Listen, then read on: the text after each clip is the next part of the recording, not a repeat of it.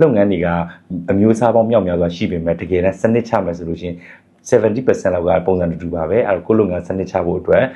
အသေးစိတ်ဘာတွေလုပ်ရမလဲဆိုတာသင်ပေးမယ်သင်တန်းလေးတစ်ခုလည်းဖြစ်တယ်အဲ့ရနေပြီးတော့မှကျွန်တော်တို့ပေါ့နော်လုပ်ငန်းရှင်တွေအနေနဲ့တက်ပြီးသွားလို့ရှိရင်ကိုယ့်လုပ်ငန်းကိုကိုယ်တိုင်စနစ်ချတတ်အောင်ဖန်တီးထားတဲ့ product လေးတစ်ခုပဲဖြစ်ပါတယ်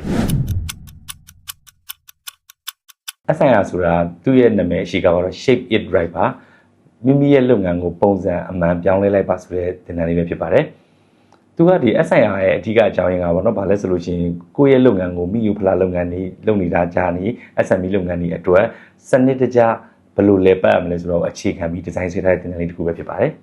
ဒီအဆိုင်ရာစပြီးတော့ဖြစ်ပေါ်လာတာကတော့ကျွန်တော်တို့ပေါ့နော်ဒီ2016လောက်ကနေစပြီးကျွန်တော်ကိုယ်တိုင်ဒီ business coaching consulting လောကတွေကိုရောက်ခဲ့ပြီးအခုလုပ်ငန်းပေါင်း350ကျော်ကိုကျွန်တော်တို့ consulting လုပ်ခဲ့ပြီးအဲ့ဒီ consulting လုပ်ခဲ့တဲ့ပုံမှာအခြေခံထားပြီးတော့မှ SME လုပ်ငန်းမှာဖြစ်တတ်တဲ့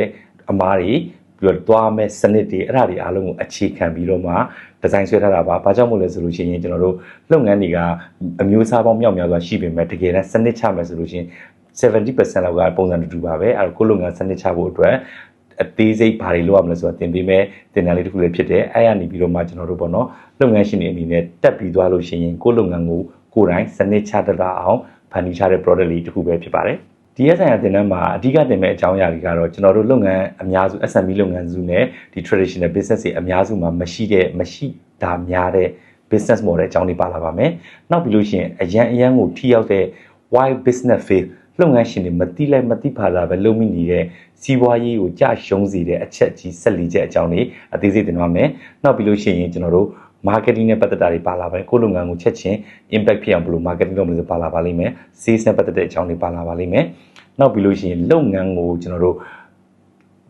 စစ်တလူမျိုးပဲစစ်ချလိုက်တဲ့ business effectiveness evaluation ဆိုတာလေးပါလာပါလိမ့်မယ်အဲ့ဒါတည်သွားတာနဲ့တင်ကိုယ့်လုပ်ငန်းမှာပြောင်းလဲရမယ့်အရာတွေအများကြီးကိုမြင်သွားပါလိမ့်မယ်နောက်ပြီးတော့ကျွန်တော်တို့ဒီအဆိုင်ကနေပါမဲ့အကောင်းဆုံးနဲ့အထီးရောက်ဆုံးတစ်ခုပါသေးတယ်အဲ့ဒါဘာလဲဆိုလို့ရှိရင်ကိုယ့်ရဲ့ revenue ကိုယ့်ရဲ့ရောင်းအားငွေကိုချက်ချင်းတက်လာအောင်လုပ်ရမယ့်နီလန်း၅သွဲအာယုံဆက်ရမယ့် area ၅ခုအဲ့ဒါကိုလည်းကျွန်တော်ဒီထဲမှာအသေးစိတ်ပါလာပါလိမ့်မယ်ဒီအဆိုင်အသင်တန်းတက်ပြီးသွားပြီဆိုလို့ရှိရင်ဒီတက်လိုက်တဲ့လုပ်ငန်းရှင်တွေအနေနဲ့မိမိလုပ်ငန်းမှာလိုအပ်နေတဲ့ quality ကိုပြင်ဆင်ရမယ့်အပိုင်းတွေ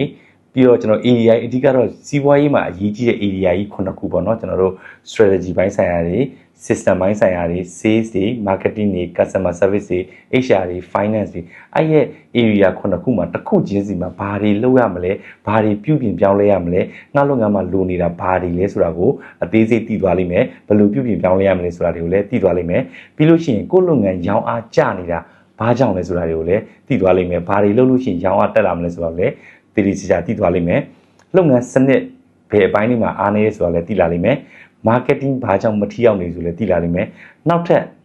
အကောင်းဆုံးနဲ့အရေးကြီးဆုံးတစ်ခုရှိပါသေးတယ် positioning လို့ခေါ်ပါတယ်ကိုယ့်လုပ်ငန်းယူထားတဲ့ positioning ဒီမှန်ရဲ့လားဆိုတော့ပြန်ဆန်းစစ်လို့ရပါလိမ့်မယ်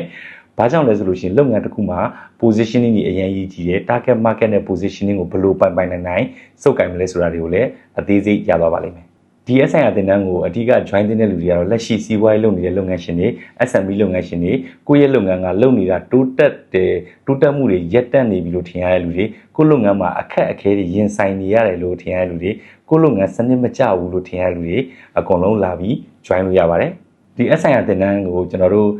ဒီလကုန်ပိုင်းလောက်မှာဖွင့်ပါမယ်အကယ်၍ဒီသင်တန်းကိုစိတ်ဝင်စားတဲ့ join နေတယ်ဆိုလို့ရှိရင်ကျွန်တော်ကိုဒီဗီဒီယိုလေးရဲ့ comment မှာ SIR လို့ရေးခဲ့ပေးပါ